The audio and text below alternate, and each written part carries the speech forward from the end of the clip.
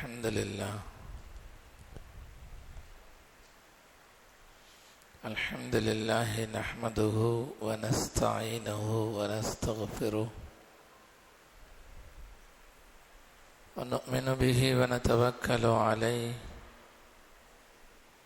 ونعوذ بالله من شرور أنفسنا ومن سيئات أعمالنا من يهده الله فلا مضل له ومن يضلله فلا هادي له ونشهد أن لا إله إلا الله ونشهد أن سيدنا ومولانا محمدا صلى الله عليه وسلم تسليما كثيرا كثيرا أما بعد فأعوذ بالله من الشيطان الرجيم بسم الله الرحمن الرحيم إنا أعطيناك الكوثر فصل لربك وانحر فقال النبي صلى الله عليه وسلم من كان له سعة ولم يضحي فلا يقربن مصلانا أو كما قال عليه الصلاة والسلام رب اشرح لي صدري ويسر لي أمري واحلل عقدة من لساني يفقهوا قولي سبحانك لا علم لنا إلا ما علمتنا إنك أنت العليم الحكيم.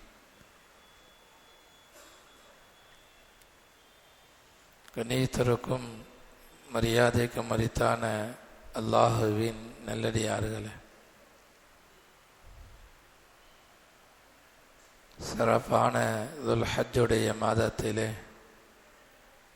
அல்லாஹு ஜல்ல ஷானஹு தஆலா நம்மவர்களை அடைந்து கொள்ளக்கூடிய பாக்கியத்தை தந்திருக்கிறான். துல்ஹஜ் மாதத்திலே குறிப்பாக இந்த முதல் 10 நாட்களிலே வேறு எந்த நாட்களிலும் செய்ய முடியாத சில முக்கிய அமல்களை மார்க்கம் நம்மவர்களுக்கு சொல்லித் தருகிறது. அந்த வகையிலே துல்ஹஜ்ஜுடைய 9வது நாள் அரஃபாவுடைய நாள். அந்த அரஃபாவுடைய நாள் எப்படிப்பட்ட நாள், அதனுடைய சிறப்பு என்ன, என்ன அமல்கள் செய்ய வேண்டும் என்பதையெல்லாம் அல்லாஹுவும் அல்லாஹுடைய ரசூலும் சொல்லி தந்திருக்கிறார்கள். அதற்கு அடுத்ததாக துல்ஹஜ்ஜுடைய 10வது நாள், 11வது நாள், 12வது நாள், 13வது நாள், எல்லா நாட்களிலேயும் சில அமல்களை நம்முடைய இஸ்லாம் சொல்லித் தருகிறது. முதலாவதாக நாம் கவனிக்க வேண்டியது துல்ஹஜ்ஜுடைய 9வது நாள் அரஃபாவுடைய நாள். ஒரு சிறந்த வருடத்திலேயே மிகச்சிறந்த ஒரு நாளாக இந்த அரஃபாவுடைய நாள் இருந்து கொண்டிருக்கிறது. ஹஸரத் உமர் ரலியல்லாஹு அன்ஹு அவர்களிடத்திலே ஒரு யூதன் வந்து கேட்பான், உங்களுடைய குர்ஆனிலே ஒரு ஆயத்து இறங்கியிருக்கிறது, அந்த ஆயத்து எங்களுடைய தௌராத்திலே இறங்கி இருக்கும் என்று சொன்னால் அந்த ஆயத்து இறங்கிய நாளை நாங்கள் ஈதுடைய நாளாக ஆக்கியிருப்போம். ஹஸரத் உமர் ரலியல்லாஹு அன்ஹு அவர்கள் அது என்ன ஆயத்து என்பதாக கேட்டார்கள். அந்த யூதன் அந்த ஆயத்தை ஓதி காண்பித்தான்.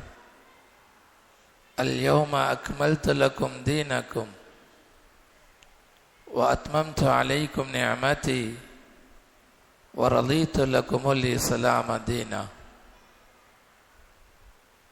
அல்யோம அக்மல்து லக்கும் தீனக்கும், இன்றைய தினம் உங்களுக்கு நான் உங்களுடைய மார்க்கத்தை பரிபூர்ணமாக ஆக்கிவிட்டேன். வ அத்மம்து அலைக்கும் நிஅமதி, உங்களின் மீது என்னுடைய நிஅமத்தை நான் பரிபூர்ணமாக ஆக்கிவிட்டேன். வ ரதைத்து லக்குமுல் இஸ்லாம தீனா, இஸ்லாமை நான் உங்களுக்கு மார்க்கமாக பொருந்தி கொண்டேன் என்ற ஆயத்தை அந்த யூதன் ஹஸரத் உமர் ரலியல்லாஹு அன்ஹு அவர்களிடத்திலே சொல்லி காட்டிய பொழுது ஹஸரத் உமர் ரலியல்லாஹு அன்ஹு அவர்கள் சொல்வார்கள், இந்த ஆயத்து எந்த நாளிலே இறங்கியது என்பதை நான் அறிவேன். இந்த ஆயத்து இறங்கிய நாள் ஏற்கனவே அது ஒரு சிறப்பான நாள் தான். இந்த ஆயத் அரஃபாவுடைய நாளிலே இறங்கியது, அது ஏற்கனவே சிறந்த ஒரு நாள் தான் என்பதாக ஹஸரத் உமர் ரலியல்லாஹு அன்ஹு அவர்கள் சொல்லி காண்பிப்பார்கள். வருடத்துடைய எல்லா நாட்களிலேயும் ஆக சிறந்த நாள் என்பது அரஃபாவுடைய நாள். பெருமானார் ஸல்லல்லாஹு அலைஹி வஸல்லம் அவர்கள் சொல்லி காண்பிப்பார்கள், வருடத்திலே எல்லா நாட்களை விட இந்த அரஃபாவுடைய நாட்கள் தான் ஷைத்தான் மிக மிக கேவலம் அடைகிறான். எந்த நாட்களிலேயும் அவ்வளவு தூரம் ஷைத்தான் கேவலம் அடைவது கிடையாது. காரணம் என்ன? பெருமானார் ஸல்லல்லாஹு அலைஹி வஸல்லம் அவர்கள் சொல்வார்கள், லிமா யரா மின் தனஸ்ஸுலிர் ரஹ்மதி வ தஜாவுஸில்லாஹ் அனி ذுனூபில் இலாம். இந்த அரஃபாவுடைய நாளில்தான் வருடத்திலேயே எல்லா நாட்களை விட மிக மிக அதிகமாக அல்லாஹுடைய ரஹ்மத் இறங்குகிறது. பெரும் பெரும் பாவங்களையும் அல்லாஹு ஜல்ல ஷானஹு தஆலா இந்த அரஃபாவுடைய நாளில் தான் மன்னிக்கிறான் என்பதாக ஹஸரத் ரசூலுல்லாஹி ஸல்லல்லாஹு அலைஹி வஸல்லம் அவர்கள் சொல்லி காண்பிப்பார்கள். இந்த அரஃபாவுடைய நாள் துல்ஹஜ்ஜுடைய 9வது நாள்.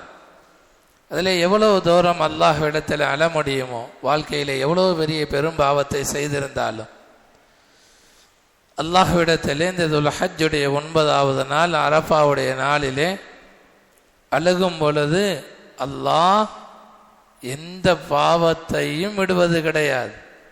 அது எவ்வளவு பெரிய ஹராமான பாவமாக இருந்தாலும் அல்லாஹ் இந்த அரஃபாவுடைய நாளிலே அந்த பாவத்தை மன்னித்து விடுவதாக பெருமானார் ஸல்லல்லாஹு அலைஹி வஸல்லம் அவர்கள் சொல்லி காண்பிப்பார்கள். குறிப்பாக அன்றைய நாளில் அதிகமாக நரகவாசிகளை அல்லாஹு ஜல்ல ஷானஹு தஆலா விடுதலை செய்வதாகவும் பெருமானார் ஸல்லல்லாஹு அலைஹி வஸல்லம் அவர்கள் சொல்லி காண்பிப்பார்கள். இந்த உலகத்திற்கு நாம் வருவதற்கு முன்பதாக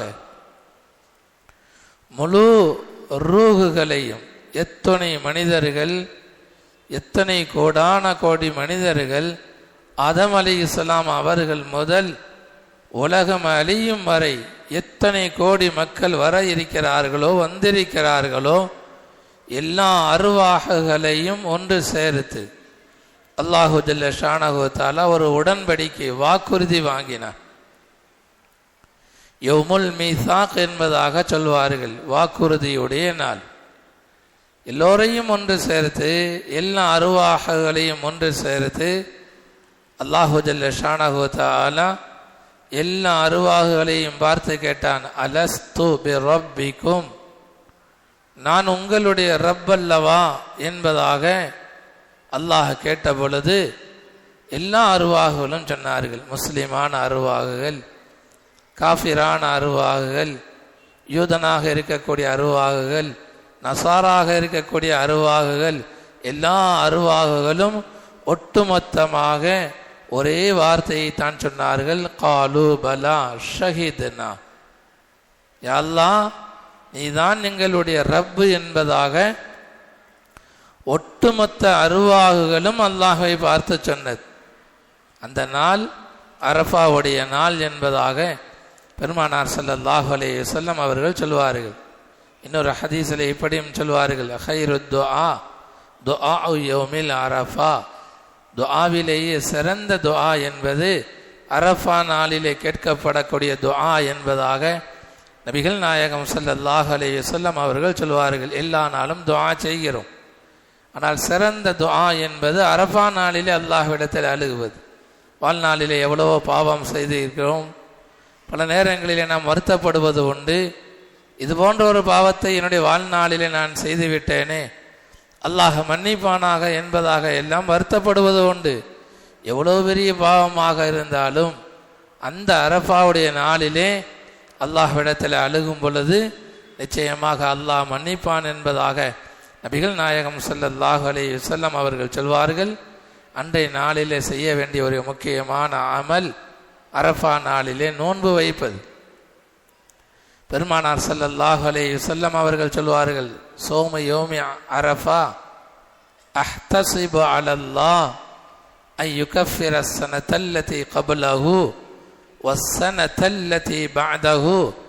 அல்லாஹு ஜல்ல ஷானஹு தஆலா அரஃபாவுடைய ஒரு நாளுடைய நோன்பின் காரணமாக முந்தைய ஒரு வருடத்துடைய பாவத்தை அல்லாஹ் மன்னிப்பான், பிந்தைய ஒரு வருடத்துடைய பாவத்தை அல்லாஹ் மன்னிப்பான். ஒரு நாளுடைய நோன்பு, ஒரே ஒரு நாள் நம்முடைய மனோ இச்சையை விட்டுவிட்டு, தாகத்தை விட்டுவிட்டு, பசியை விட்டுவிட்டு அல்லாஹுக்காக வேண்டி அரஃபாவுடைய நாளிலே ஒரு நாள் நோன்பு வைக்கும் பொழுது சாதாரணமான விஷயம் அல்ல பெருமக்களே. முந்தைய ஒரு வருடத்துடைய பாவத்தை அல்லாஹ் மன்னிக்கிறான். அதற்கு அடுத்து வரக்கூடிய அடுத்த வருடத்துடைய பாவம், மொத்தம் 2 வருடத்துடைய பாவத்தை அல்லாஹ் மன்னிக்கிறான் என்பதாக பெருமானார் ஸல்லல்லாஹு அலைஹி வஸல்லம் அவர்கள் சொல்வார்கள். அரஃபா நாளையும் எல்லா நாளையும் போல கடந்து விடக்கூடாது. சாதாரண நாள் அல்ல, வருடத்துடைய எல்லா நாட்களிலேயும் ஆக சிறந்த ஒரு நாள் அரஃபாவுடைய நாள். இந்த நாளிலே நாம் எப்படி இருக்க வேண்டும்? பெருமானார் ஸல்லல்லாஹு அலைஹி வஸல்லம் அவர்கள் ஒரு விஷயத்தை சொல்வார்கள். மன் ஹஃபில லிசானஹு வஸமஅஹு வபஸரஹு யௌம அரஃபா. அரஃபாவுடைய நாளிலே யார் தன்னுடைய நாவை பாதுகாத்து கொள்வாரோ, மன் ஹஃபில லிசானஹு வஸமஅஹு, தன்னுடைய காதை யார் பாதுகாத்து கொள்வாரோ, வபஸரஹு, தன்னுடைய பார்வையை யார் அரஃபாவுடைய நாளிலே பாதுகாத்து கொள்வாரோ, குஃபிர லஹு மின் அரஃபா இலா அரஃபா, இந்த அரஃபாவிலிருந்து அடுத்த அரஃபா வரைக்கும் ஒரு வருடம் அல்லாஹு ஜல்ல ஷானஹு தஆலா மன்னிப்பான். அரஃபாவுடைய நாளிலே ஒரு மனிதர் எந்த ஹராமையும் பேசவில்லை. நாவை பாதுகாத்துக்கொள்வது என்று சொன்னால் எந்த ஹராமையும், எந்த பாவமான விஷயத்தையும் பேசவில்லை. மன் ஹஃபில லிசானஹு வஸமஅஹு, எந்த ஹராமான விஷயத்தையும் கேட்கவில்லை. வபஸரஹு, எந்த ஹராமான விஷயத்தையும் அரஃபாவுடைய நாளிலே பார்க்கவில்லை, கேட்கவில்லை, பேசவில்லை. இப்படி அரஃபாவுடைய ஒரு நாளை யார் கண்ணியப்படுத்துவாரோ, குஃபிர லஹு மின் அரஃபா இலா அரஃபா, இந்த அரஃபாவிலிருந்து அடுத்த அரஃபா வரைக்கும் அல்லாஹு ஜல்ல ஷானஹு தஆலா பாவங்களை மன்னித்து விடுவான் என்பதாக பெருமானார் ஸல்லல்லாஹு அலைஹி வஸல்லம் அவர்கள் சொல்லி காண்பிப்பார்கள். வரக்கூடிய புதன்கிழமை அரஃபாவுடைய நாள், சாதாரணமான நாள் அல்ல. வியாழக்கிழமை பெருநாள், துல்ஹஜ்ஜுடைய 9வது நாள் புதன்கிழமை அரஃபாவுடைய நாள். இந்த அரஃபாவுடைய நாளை ரமலானை போன்று நாம் கண்ணியப்படுத்த வேண்டும். எதை கொண்டு? உண்பதை கொண்டல்ல, நோன்பு வைப்பதை கொண்டு. இந்த அரஃபாவுடைய நாளிலே ஹராம்களை பேசுவதை விட்டும் நம்மை பாதுகாத்து கொள்ள வேண்டும். யாராவது ஒருவர் ஹராமான விஷயத்தை நம்மிடத்திலே பேசினால் அதை கேட்காமல் நம்முடைய காதுகளை பாதுகாத்து கொள்ள வேண்டும். ஹராமான விஷயங்கள், அந்த ஒரு நாவலாவது செல்போனை தூர வைத்து விட வேண்டும். செல்போனை திறந்தாலே ஹராம்கள் தான் பெருமக்களே. ஏதாவது ஒரு வகையிலே ஹராம் வரத்தான் செய்யும். அந்த வகையிலே நம்முடைய உடல் உறுப்புகளை நாம் பாதுகாத்து கொள்ளும் பொழுது நபியினுடைய வாக்குறுதி, இந்த அரஃபாவில் இருந்து அடுத்த அரஃபா வரைக்கும் என்னவெல்லாம் பாவங்கள் நடந்தாலும் அத்துணை பாவங்களையும் அல்லாஹு ஜல்ல ஷானஹு தஆலா மன்னித்து விடுவான் என்பதாக பெருமானார் ஸல்லல்லாஹு அலைஹி வஸல்லம் அவர்கள் சொல்வார்கள். நாம் எதிர்கொள்ள இருக்கக்கூடிய ஒரு நாள் அரஃபாவுடைய நாள். நோன்பு வைப்பதை கொண்டு அதிகமாக இஸ்திக்ஃபார் செய்வதை கொண்டு குறிப்பாக வாழ்நாளில் நிறைய பெரும்பாவங்களை செய்திருப்போம். அவைகளுக்காக வேண்டி அல்லாஹ்விடத்தில் அழுவதை கொண்டு அந்த அரஃபாவை யார் பயன்படுத்தி கொள்வார்களோ உண்மையிலேயே நல்ல பாக்கியவான்கள் அவர்கள். அந்த அரஃபா நாளையும் வீணாக யார் கழித்து விடுவார்களோ இவர்கள் நசீபற்றவர்கள், பாக்கியமில்லாதவர்கள், துர்பாக்கியவான்கள் என்பதிலே எந்த சந்தேகமும் கிடையாது. அல்லாஹ் ஒரு நாளை அறிவித்து தந்து இந்த நாளிலே நீ எதுக்கு வேண்டுமானாலும் பாவம் மன்னிப்பு தேடு. எந்த பெரும் பாவமாக இருந்தாலும் வாழ்நாளிலே செய்த அத்தனை பெரும்பாவத்திற்கும் நீ பாவ மன்னிப்பு தேடு, நான் மன்னிக்கிறேன் என்பதாக நபி ஸல்லல்லாஹு அலைஹி வஸல்லம் அவர்களின் மூலமாக அல்லாஹ் தஆலா அறிவிப்பு கொடுத்தும் கூட ஒரு மனிதர் பாவ மன்னிப்பு தேடவில்லை என்று சொன்னால் அவரை விட நஷ்டவாளி யாரும் கிடையாது.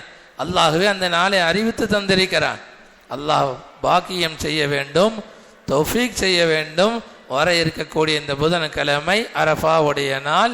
அந்த நாளிலே நம்முடைய வாழ்நாளிலே நடந்த எத்தனையோ பாவங்கள், ஒன்றல்ல ரெண்டல்ல பெருமக்களே, ஒரு பெரும்பாவம் செய்வது கிடையாது, அன்றாடம் பெரும்பாவம் செய்கிறோம். செல்போனை பயன்படுத்துபவர்கள் அன்றாடம் ஹராம்களை செய்கிறார்கள். அந்த ஹராம்களை பார்ப்பது இன்று மக்களிடத்திலே சாதாரணமாக ஆகிவிட்டது.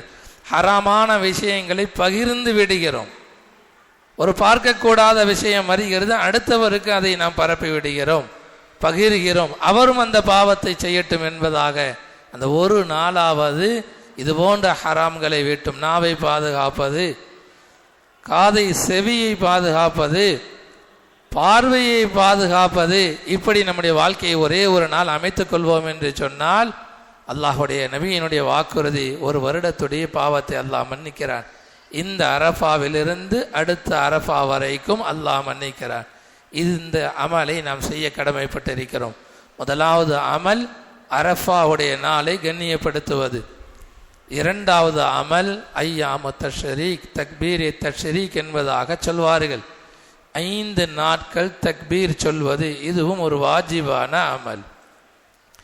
அரஃபாவுடைய ஃபஜரில் இருந்து ஆரம்பித்து புதன்கிழமை ஃபஜர் தொழுகையிலிருந்து ஆரம்பித்து ஞாயிற்றுக்கிழமை அசர் முடிய தக்பீர் சொல்வது. என்ன தக்பீர் சொல்வது? நாம சொல்ல வேண்டியது அல்ல, எல்லாவற்றையும் ரசூலுல்லாஹி ஸல்லல்லாஹு அலைஹி வஸல்லம் அவர்கள் கற்றுத்தந்திருக்கிறார்கள்.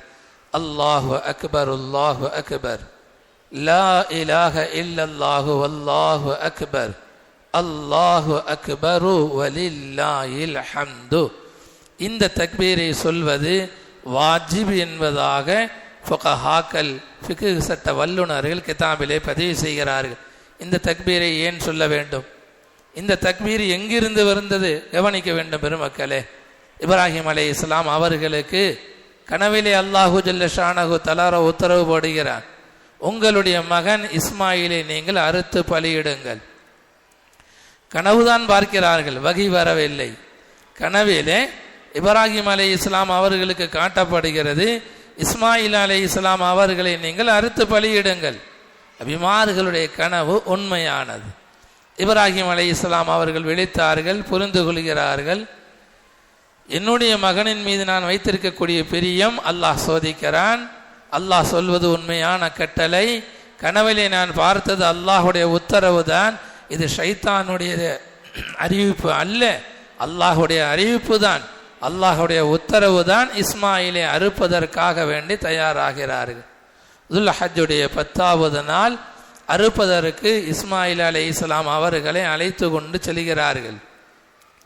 உண்மையிலேயே படுக்க போடுகிறார்கள், அல்லாஹுடைய உத்தரவு இது.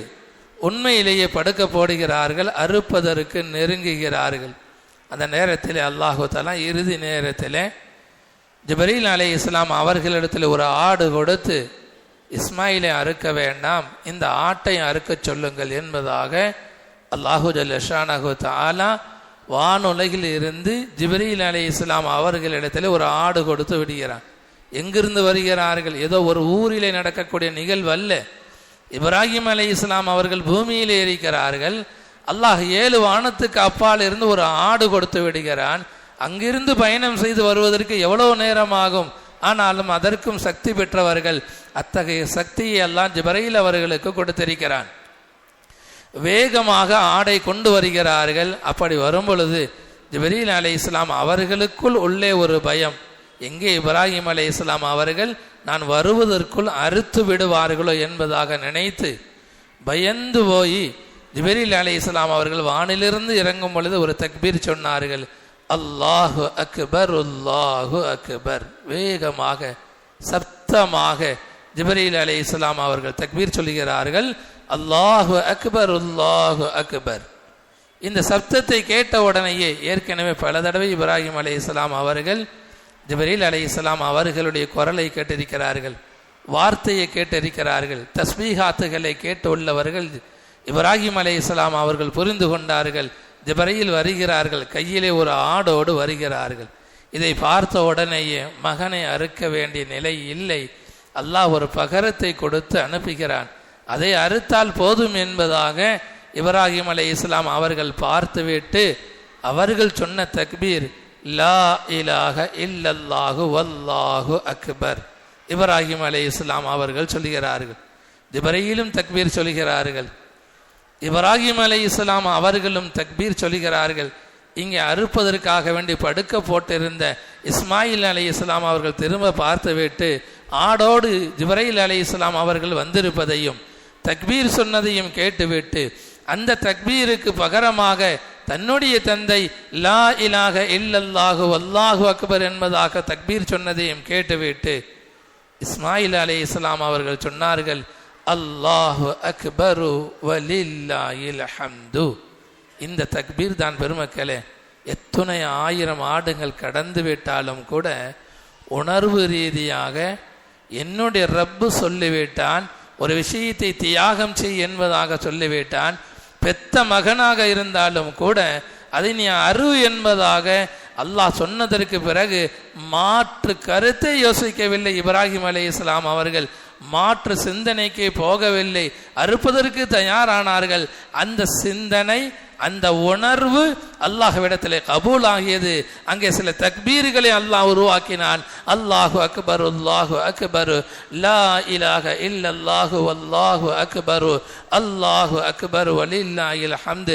பல்லாண்டு காலத்துக்கு பிறகும் கூட, பல ஆயிரம் ஆண்டுகளுக்கு பிறகும் கூட இந்த உம்மத்துக்கு அல்லாஹ்வுடைய கட்டளை, ஒவ்வொரு தொழுகைக்கு பிறகும் நீங்களும் அதே உணர்வோடு தக்பீர் சொல்லுங்கள், அல்லாஹு அக்பர் அல்லாஹு அக்பர், லா இலாஹ இல்லல்லாஹு வல்லாஹு அக்பர், அல்லாஹு அக்பர் வலில்லாஹில் ஹம்து. வார்த்தை அல்ல, இந்த வார்த்தைக்கு பின்னால் ஒரு பெரிய தியாக உணர்வே உண்டு. அந்த தியாக உணர்வை வெளிப்படுத்துவதற்குத்தான் குர்பானியும் கடமையாக்கி இருக்கிறான் அல்லாஹு ஜல்ல ஷானஹு தஆலா. சஹாபாக்கள் கேட்பார்கள், யா ரசூல் அல்லாஹ், வெறுமனே இந்த ஆட்டை அறுப்பது என்ன, இந்த ஒட்டகத்தை அறுப்பது என்ன, இந்த மாட்டை அறுப்பது என்ன? பெருமானார் ஸல்லல்லாஹு அலைஹி வஸல்லம் அவர்களிடத்தில் கேட்கப்பட்டது, மாஹாதிஹில் அல்லாஹி, இது என்ன பிராணிகளை அறுப்பது, இதில் என்ன பலன் என்பதாக சஹாபாக்கள் கேட்ட பொழுது, சுன்னத்து அபீக்கும் இப்ராஹிம், இது உங்களுடைய தந்தை இப்ராஹிம் அவர்களுடைய சுன்னத்து என்பதாக பெருமானார் ஸல்லல்லாஹு அலைஹி வஸல்லம் அவர்கள் சொன்னார்கள் என்று சொன்னால், வெறுமனே ஆடு அறுக்கவில்லை பெருமக்களே. இந்த ஆட்டை அறுப்பதற்கு பின்னால் ஒரு உணர்வு வர வேண்டும். நான் ஆட்டை அறுப்பதை போல இனி இன்ஷா அல்லாஹ் என்னுடைய வாழ்க்கையிலே என்னுடைய மனோ இச்சைகளையும் அறுப்பேன், அல்லாஹுக்கு முழுக்க நான் கட்டுப்பட்டு நடப்பேன், எந்த ஒரு விஷயத்திலேயும் மனோ இச்சைக்கு முன்னுரிமை கொடுக்க மாட்டேன். அல்லாஹுடைய வார்த்தை என்னவோ, அல்லாஹுடைய ரசூலுடைய வார்த்தை என்னவோ அதுக்கு நான் கட்டுப்பட்டு நடப்பேன். எப்படி இப்ராஹிம் அலைஹிஸ்ஸலாம் அவர்கள் மறு கருத்தையே யோசிக்கவில்லை, அரு என்பதாக அல்லாஹ் கனவிலே சொன்னான், அறுக்க தயாராகிவிட்டேன். இஸ்மாயில் அலைஹிஸ்ஸலாம் அவர்கள் சொன்னார்கள், என்னுடைய தந்தையை அல்லாஹ் அறுக்க சொன்னால் அதற்கு நான் தயார். இஃப் அல் மா துமர், அல்லாஹ் உங்களுக்கு என்ன கட்டளையிட்டானோ அதை செய்யுங்கள் என்பதாக இப்ராஹிம் அலைஹிஸ்ஸலாம் அவர்களும் இஸ்மாயில் அலைஹிஸ்ஸலாம் அவர்களும் எந்த உணர்வை வெளிப்படுத்தினார்களோ அதே உணர்வு வர வேண்டும் என்பதற்காக வேண்டித்தான். இது ஆயுளுடைய கடமை அல்ல, வருடம் வருடம் செய்ய வேண்டிய கடமை. யாரிடத்திலெல்லாம் வசதிகள் இருக்குமோ அவர்களெல்லாம் ஒவ்வொரு வருடமும் குர்பானி கொடுப்பது கடமை. ஒரு வீட்டில் ஒரு குர்பானி அல்ல பெருமக்களே, 4 நபர்கள் இருந்தால், மனைவி இடத்துல நகை இருந்தால் மனைவிக்கு கொடுக்க வேண்டும், கணவனிடத்திலே பொருளாதாரம் இருக்கிறது, கணவன் கொடுக்க வேண்டும். மகனிடத்திலே பொருளாதாரம் இருந்தால் மகனும் கொடுக்க வேண்டும். எத்துணை பேர்கள் இருப்பார்களோ அவர்களுக்கெல்லாம் கடமை இருக்கும் என்று சொன்னால் அத்துணை குர்பானி கொடுக்க வேண்டும். இன்றைய காலங்களிலே குர்பானிகளிலேயும் சில மட்டமான சிந்தனைகள் கூறு சேர்ந்து கொள்ளலாம். ஒரு காலம் இருந்தது, உயர்ந்த எண்ணத்தோடு இந்த ஊர் மக்கள் வாழ்ந்தார்கள். 4 குர்பானி என்று சொன்னால் 4 ஆடுகள் ஒரு வீட்டிலே கட்டப்பட்டிருக்கும். 5 குர்பானி என்று சொன்னால் 5 ஆடுகள் கட்டப்பட்டிருக்கும். எத்துணை குர்பானிகளோ அத்துணை குர்பானிகள். மேலான எண்ணம். அல்லாஹ் இந்த ஊர் மக்களை மேன்மையாக வாழ வைத்தான். எப்பொழுது சிந்தனையிலே மட்டமான சிந்தனை வந்ததோ, ஒரே ஒரு உதாரணத்தை சொல்லுவேன். திருமணத்திலே 20 ஆடுகள் அறுப்பதை பெருமையாக பேசுகிறோம். திருமணத்திலே 25 ஆடுகளை பெருமையாக 1000 பேர்கள் வந்து சாப்பிட்டார்கள். 20 ஆடுகள், 25 ஆடுகள், 30 ஆடுகள், பல கோடீஸ்வரர்கள் பெருமையாக கோடிகளை செலவு பண்ணுவதை, திருமணத்திற்காக செலவு செய்வதை, பெருமைக்காக செலவு செய்வதை தங்களுடைய பெருமையாக கருதுகிறார்கள். அதே கோடீஸ்வரர்கள், லட்சாதிபதிகள் குர்பானி என்று வரும்பொழுது 10,000 ரூபாய்க்கு ஆடு கிடைக்குமா? மட்டமான சிந்தனை. 15,000 ரூபாய்க்கு ஒரு ஆடு கிடைக்குமா? அல்லாஹ் வசதிகளை தந்திருக்கிறான், லட்சங்களை தந்திருக்கிறான். 30,000க்கு ஆடு வாங்குங்கள், 35,000க்கு ஆடு வாங்குங்கள், நல்ல திடகார்த்தமான ஆடு வாங்குங்கள். ஒரு கூறு செய்வதை விட ஒரு ஆடு கொடுப்பது தான் சிறந்த மக்களே. எவ்வளோ தூரம் குர்பானிகளை நாம் உயர்தரமாக கொடுக்கிறோமோ அந்த அளவிற்கு அல்லாஹ்விடத்திலே கபூல் ஆகும். இதில் கஞ்சத்தனம் செய்யக்கூடாது, கருமித்தனம் செய்யக்கூடாது. எவ்வளோ தூரம் உயர்தரமாக நம்முடைய குர்பானிகளை கொடுப்போமோ, இந்த குர்பானி என்பது அல்லாஹுடைய நெருக்கத்தை பெற்று தருவதற்காக வேண்டி செய்யக்கூடிய ஒரு அமல். குர்பான் என்ற வார்த்தைக்கு பொருள் இதுதான். இறை நெருக்கத்தை பெறுவது என்பதுதான் பொருள் என்கிற பொழுது இதிலே கஞ்சத்தனம் செய்யக்கூடாது. வீடுகளிலே நம்முடைய வைபவங்களிலே செலவு செய்கிறோம். ஒரு பெயர் வைப்பு 50,000 செலவு செய்கிறோம். 1,00,000 ரூபாய் சொந்தங்களுக்கு எல்லாம் சோறு போட்டு உணவு போட்டு எல்லோரையும் கூப்பிட்டு ஒரு பெயர் வைப்பு. ஒரு உறுதி பேசுவதற்கு 50,000 இருந்து 1,00,000 செலவு செய்கிறார். நவுது பில்லா. ஒரு குர்பானி கொடுப்பதற்கு ஆடு வேண்டாம், கூறிலே சேர்ந்து கொள்ளலாம் என்பதாக சிந்தித்தால் இது மட்டமான சிந்தனை. குர்பானி அல்லாஹ்விடத்திலே கபூலாகுமா என்பதாக தெரியாது. எவ்வளோ தூரம் உயர்ந்த நோக்கோடு இப்ராஹிம் அலைஹிஸ்ஸலாம் அவர்கள் மகனை கொடுக்க தயாரானார்கள். அந்த உணர்வு நம்மிடத்திலே வர வேண்டும் என்பதற்காக வேண்டித்தான் இந்த உம்மத்திலேயும் அல்லாஹ் கடமையாக்கி இருக்கிறான். எல்லோருக்கும் அல்லாஹு ஜல்ல ஷானஹு தஆலா இந்த குர்பானி என்ற உயர்தரமான இபாதத்தை செய்வதற்கும் அல்லாஹு தஆலா அந்த இபாதத்தை கபூல் செய்வதற்கும் அல்லாஹ் நல்ல தௌஃபீக்கை தந்தருளுவானாக. வஆகிரு தஅவானா அனில் ஹம்துலில்லாஹி ரப்பில் ஆலமீன். கண்ணியத்திற்குரியவர்களே, பள்ளப்பட்டி வட்டார ஜமாத்துல் உலமாவின் முக்கிய அறிவிப்பு.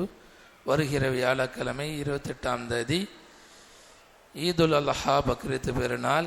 வருகின்ற புதன்கிழமை ஃபஜ்ர் தொழுகை முதல் ஞாயிற்றுக்கிழமை அசர் தொழுகை வரை ஒவ்வொரு ஃபர்து தொழுகைக்கு பிறகும் ஆண்கள் சப்தமாகவும் பெண்கள் சப்தம் குறைவாகவும் தக்பீர் சொல்வது அவசியமாகும்.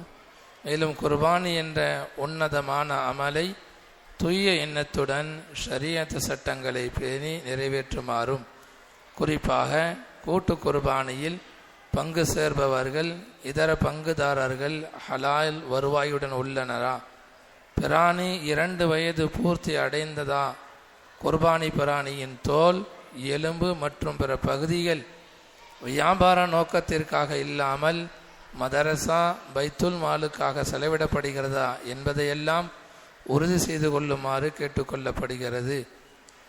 இணையத்திற்குரியவர்களே, அதுபோல் பேரனாம்பேட்டிலிருந்து அருகில் உள்ள ஒரு கிராமத்திலிருந்து மதரசாவுடைய மஸ்ஜிதுடைய வசூலுக்காக